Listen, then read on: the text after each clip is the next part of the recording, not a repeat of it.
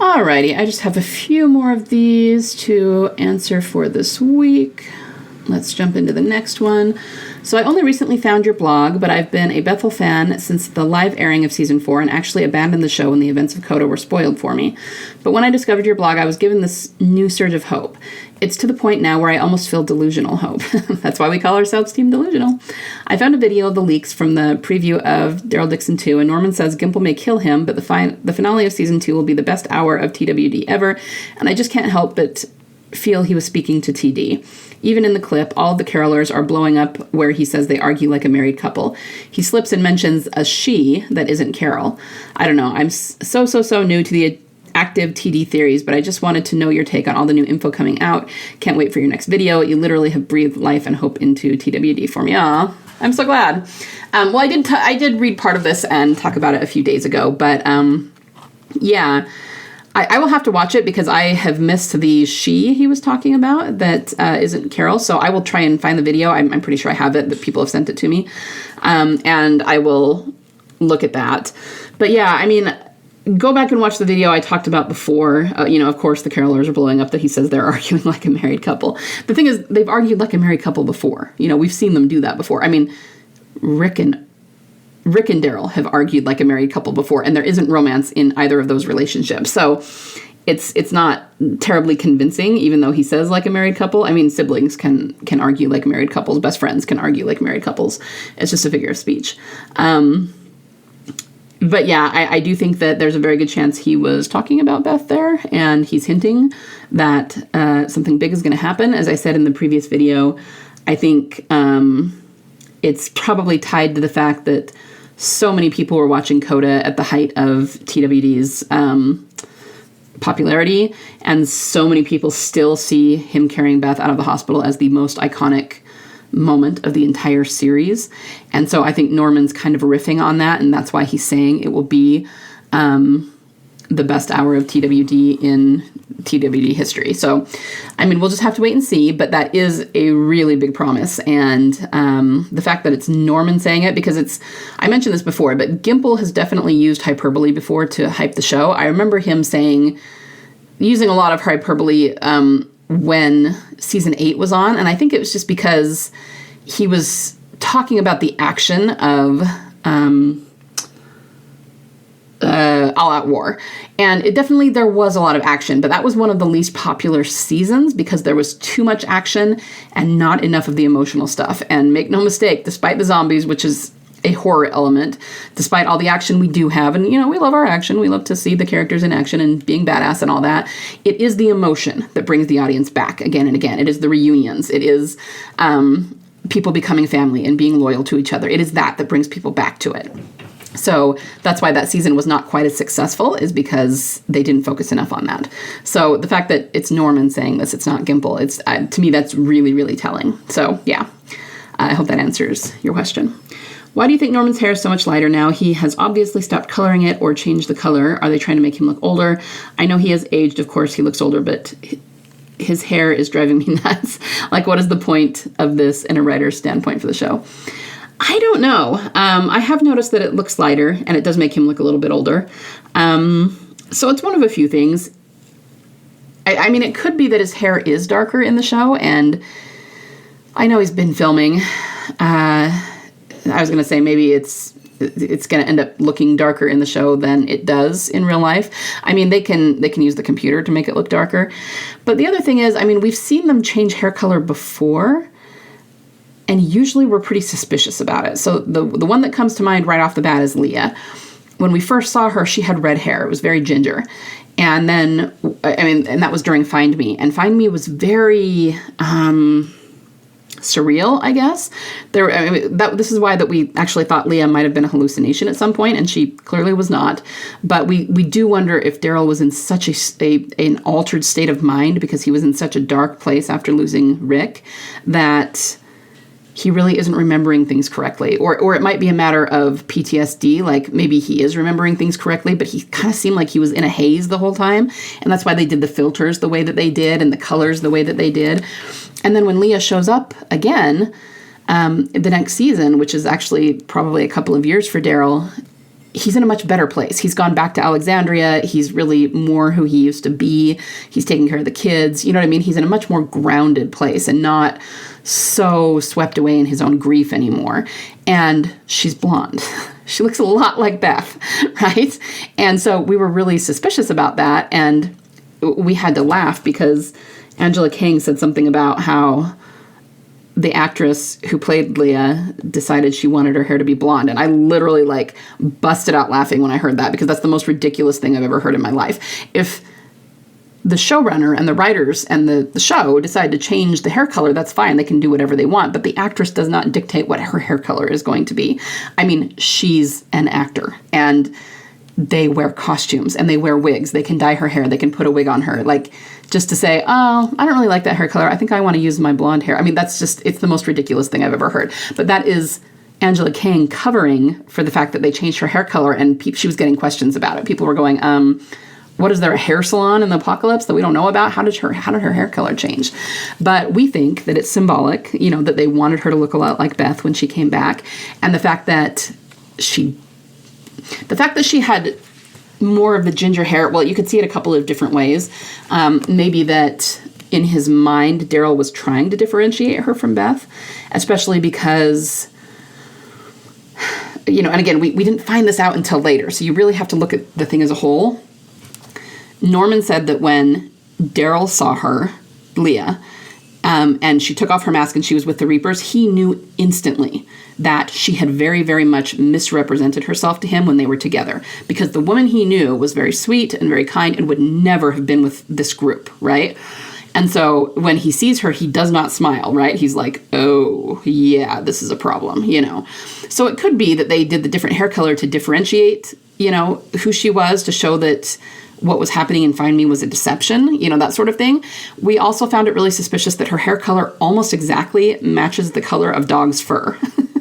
So it's almost like, I mean, Dog is a Sirius symbol, which is a Beth symbol, but he's seeing her as looking very similar to the dog. And I don't mean that in a derogatory way, but again, it's just like how messed up he is, and he's remembering things wrong. And so he's remembering her hair color wrong, which may not be that big a deal in the grand scheme of things, but it's just showing his mindset. So anyway, this is really all conjecture, and this is what me and my fellow theorists have discussed. We don't really know what the writers were thinking when they were doing that, but this is just kind of, you know, the theories that we've come up with and batted around. Okay, maybe they're doing this, maybe they're doing that. We're not really sure. And it could be all of them. We could be completely off. But I'm wondering if maybe they're doing something with Daryl's hair in season 2. And it's similar to this, like, because they want him to look different because it's something to do with memory and illusion, and you know what I mean? It could be more of a symbolic thing of the color in the show, but I don't know that for sure, obviously. That would be my guess. If he does have lighter hair in the show the way that it looks in real life now, and they've, like you said, they've stopped dyeing it the darker brown, that could be why. And that's the first thing that my mind goes to, is that they're doing it on purpose, and there's going to be something in the show that we'll see. And, you know, if we do see something like that, believe me, I will be here to analyze the crap out of it for you. But that's my best guess. Either that, or when we see the show, maybe it will be darker in the show and it just looks lighter now. I don't know. This is just me rambling about it. So unfortunately, I don't have a better answer for you because we just don't know. But that would be my best guess. All right. I'm rewatching TWD for like the 4th or 5th time, and I'm just giggling at how the first time Rick gave Caryl his sheriff hat, it was because they had matching gun wounds, and now they're part of the same club. The sheriffs really do all get shot, huh? LOL. Yeah, you know, I have an edit about this that's super old, but I'll try and find it. Again, I'm going to make a note of that. But yeah, this is definitely something that they did purposely, and it is a purposeful pattern that you see over and over again. And, you know, it's another thing to keep in mind. I very often talk about Carl's death and how that was passing his legacy to Beth, but Caryl, because of season 2, is part of the club where he wears the sheriff's hat, gets shot, and survives when he really, really shouldn't have. And that's actually one of the origins of the deer theory too, because the deer died, but he survived. So yeah, that's a good thing to bring up. So thank you. Yeah, you're absolutely right. And I will find that edit and put it on the screen for you.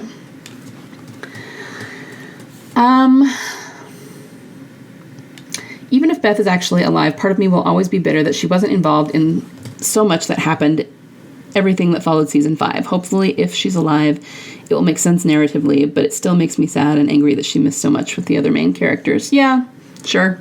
I understand that, and I agree. I mean, there were so many characters that came and went that I wanted Beth to meet and be friends with, and then they would get killed off, and I was like, oh, no, she's never going to meet them. You know? So yeah, I understand. I feel you. But I think, I think it's just, it is what it is, and they had to do what they had to do. And I think when her story crops up, that we'll get a lot of rich stuff with that too. So I'm not too worried about it. All right. I've been watching the whole series, and something jumped out at me that I hadn't read on here yet. In the episode Morningstar, Judith gives Daryl his blue wing. We then see Caryl looking at the portraits as the camera zooms in on the lower 3, keeping Beth's in the frame rather than only zooming into Glenn. Then we see Daryl looking at the graves, touching his mouth. I wonder if he's thinking about Beth here. The other times he did that is I never in the coffin. Any other times he did. No, I agree. And I think this was talked about when this episode aired, but yeah, it's not something that we focused on a whole lot. There were a lot of really potent symbols in Morningstar. Morningstar is the name of the weapon he uses, but, I don't know that the dog star is referred to as the Morningstar, but at the same time, the dog star disappears and it tends to reappear with the dawn. So it could be considered a Morningstar. And the blue wing is a big deal. I have to think about this for a minute to make sure I say it right. So there's really 2 different interpretations of the blue wing. The first one is that the blue wing is Beth, and we notice that it was gone, like the wing was no longer on his vest. So, kind of the normal thing to jump to would be that it refers to Beth and he lost her, but he did get the blue wing back and he hasn't gotten Beth back yet. So I thought about that, and I actually think the blue wing actually represents Daryl. And the reason that I say that is because, first of all, Beth is always on the left. When she hugs him in still, her cheek is laying against the left wing. So the left usually represents her, and it's his right wing that disappeared. And it disappeared, I think, after Rick died. And so I think it represents Daryl losing himself in a lot of ways. And it is because Beth died, and it is because Rick died, and it is because of everybody else he's lost. But when he came back in from the wilderness, that was when he had the experience with Leah, but he was just living by himself out in the wilderness for so long. And that's when we saw Caryl trying to bring him back because she was worried about him. That represents him very much losing himself. And when he came back to Alexandria and started living amongst people again and a community and started taking care of the kids, he kind of found himself again. And that's why Judith put the blue wing on his vest to show that he was back. He'd kind of come back into himself. Anyway, that's just kind of my take on the blue wing. But I agree. I do think that he was thinking about Beth. So the thing to remember here is that it's commonly understood that when, specifically for men, and of course it's not all men across the board, but this is a common characteristic, is that when a man is attracted to someone, they tend to touch their face. And it's sort of a sensory thing, right? And so they very much went out of their way to show Daryl touching his face at least 2 different times when he was staring at Beth. So that was just a hint the writers were giving us that there are romantic feelings there. And so, yeah, he was looking at graves and he was doing it again. And yeah, I think that was intentional. I do think he was thinking about her. I think he was going into battle thinking he very well could die. And so this was him thinking about the people he'd lost. I think it shows that he was thinking about her above all the others. And maybe he was thinking that if he died, he would see her again. I mean, hopefully, they've gone out of their way to say that Daryl isn't terribly religious, but I don't think that he would have been pensive this way at a graveside before a battle if he didn't have some strong beliefs about what could happen. So, yeah, all conjecture, of course, but I do agree that that's probably what was going on there, and the fact that it showed you make a good point that it showed the portraits of people who, are deceased on the show, apparently, like Glenn and Herschel, and of course they think Beth is dead, and then it shows Daryl at a graveside. I mean, this is what I'm always trying to say when I say their reactions are important, because the way that they juxtapose images in the show is very telling. You know, you need to read into not only what's actually happening in the story just then, because obviously Beth wasn't involved in that storyline. Neither was Glenn, right? But the fact that we're seeing their pictures, and then, like you said, he's standing at a grave, those images, because we can't always be inside the character's thoughts all the time, we don't know exactly what Daryl is thinking, but the way that the writers do that with the images and the shots they use and the way they put things together and the way they put things side by side and, you know, what's showing up in the background when two people are talking, that's how they give us clues to that kind of thing. So yeah, I totally agree, and that's a wonderful, wonderful observation, so thank you for sending that in. Oh, and then I guess I didn't actually answer your last question there. Those are the only 2 times I know of that he did it. Oh, no, you know what? I was not thinking of I Never, so there are 3. Ooh, interesting. Rule of 3s. So you're right. He does it during I Never. I forgot about that one, when they're playing the game in Still. The other one I was thinking about is when he's teaching her to track. So when she's holding his crossbow at the very beginning of Alone, he's touching his face. He's like fingering his chin. And then, like you said, and when he lays in the coffin and she's playing the piano. So yeah, there actually are 3 times, but those are the only 3 that I know of. I don't know, maybe if we went back and watched, we'd find more, but it's important to know that he did that all 3 times he was looking at Beth, and we have never seen him do that looking at someone else. You know, I don't know if he ever did that with Leah. It seems like when he first met Leah and they were just kind of getting to know each other, he might have, like, touched his hair a little bit, like ran his hand through his hair or pushed it out of his eyes or something. I don't remember for sure, but it would be interesting to go back and see if we see anything like that with him and Leah. I would kind of think not, because again, we know now that she was never meant to be his soulmate relationship. That doesn't mean he didn't have a little bit of attraction for her, but I hadn't really thought to look for that in Find Me, so that's kind of an interesting question. If anybody goes back and watches it, let us know. But yeah, as far as I know, he hasn't done that with anybody else, only with Beth. So clearly he's never done it with Caryl. He's never done it with Connie. He's never done it with Rosita. Anyone else that people ship him with, you know, it's never been the case. It was very clear that they went out of their way to show his romantic feelings for Beth, and they have never showed that with anybody else, even if they've, you know, teased the audience about it. So anyway, that's important to keep in mind. All right, guys, as of when I'm recording this, that is the last ask that I have.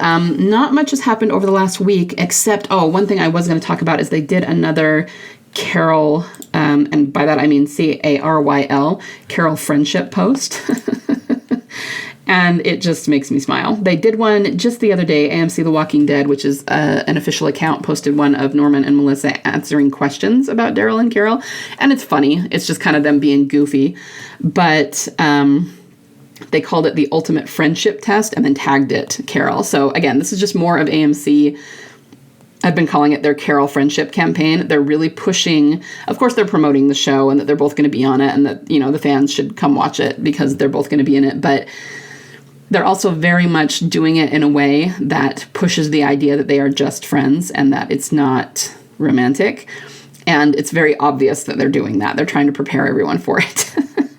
And of course, as we always say, there will always be some people who will not accept it, who will still think that this is going to be romantic, and then they're going to throw a hissy fit when it's not. But the show is going out of its way to intentionally let people know that it is not a romance thing. So anyway, just something to take a look at if you haven't yet. It's kind of fun. All right. I will be back next week, hopefully, with more answers to your questions. See you then.